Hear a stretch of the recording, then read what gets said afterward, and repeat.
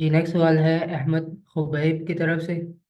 He says, I am a medical doctor and looking to explore opportunities which are good paying in health tech niche. And how can I polish myself and which certifications can I do? I am looking to act as a bridge between health and technology sector. Please guide what is the earning potential.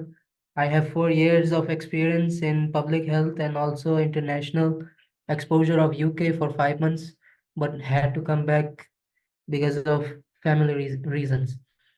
I just want to sit in Pakistan and present while monetize my income in dollars.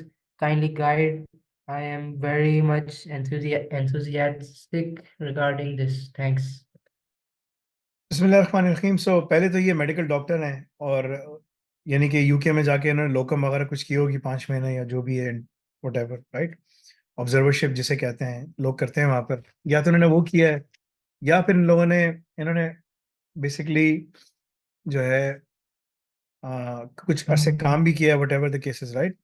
MPS का मतलब है कि masters in public उसमें एडमिनिस्ट्रे उसमें किया है। Public MPH कहते हैं, masters in public something health something, right. Policy making इस तरह के कामों में होता है, हॉस्पिटल्स में हॉस्पिटलिस्ट के तौर पे काम करते हैं, मुख्तलिफ काम है। अगर बाहर जाके एज ए डॉक्टर काम नहीं करना, प्लैब का एग्जाम नहीं दे सकते यूके के लिए, स्टेप्स का एग्जाम नहीं दे सकते यूएसए के लिए, कनाडा के एग्जाम्स नहीं दे सकते, तो फिर ठीक है, सही है। अगर तुम्हें सिर्फ इसी एरिया में रहना है कि जिसमें मेडिसिन के अंदर एआई की अडॉप्शन हो रही है, तो जाओ फिर। मेरा मशवरा है तुम्हारे लिए, एआई ऑप्स पढ़ो, डिप्लोमा इन एआई ऑप्स पढ़ो, उसको करो।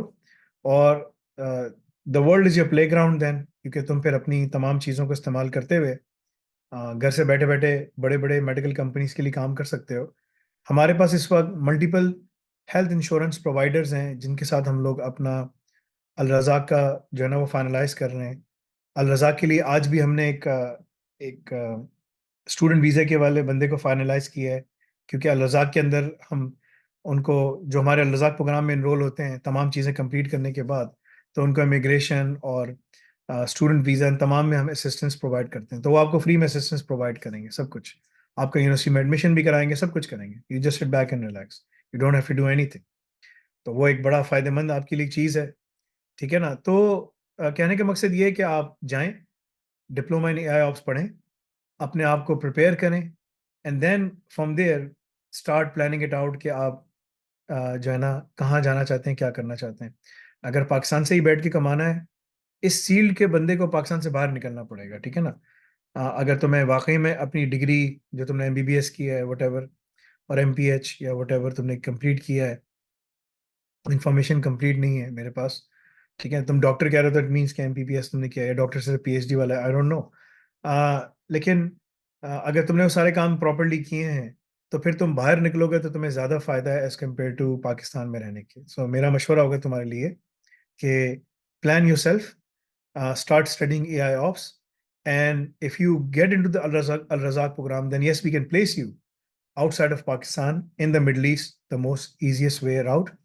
The other जो है उसके लिए फिर हम लोगों को इमिग्रेशन के ऊपर देखना पड़ता है कि वो किसकी क्या इमिग्रेशन पे कहाँ किधर कौन सी कंपनीज उसको लेती हैं, क्या करती हैं। इमिग्रेशन के प्रोसेस को हम इन्फ्लुएंस नहीं कर सकते, वो अल्लाह के इख्तियार में है। लेकिन जो चीज़ हमारे इख्तियार में है, जहाँ तक हमारी इस्तिताअत है, तो वो मिडल ईस्ट तक है। तो मिडल ईस्ट में तुम्हें प्लेस कर सकते हैं, यूएई में, सऊदीया में, कतर, बहरीन, ओमान, कुवैत। ये वो कंट्रीज़ हैं जहाँ पर हमारी रिच जो जीसीसी कंट्रीज़ हैं, यहाँ हमारी रीच बढ़ गई है अल्हम्दुलिल्लाह। So we can place you there, but you have to go through the Al Razzaq program, complete the diploma and then come to us.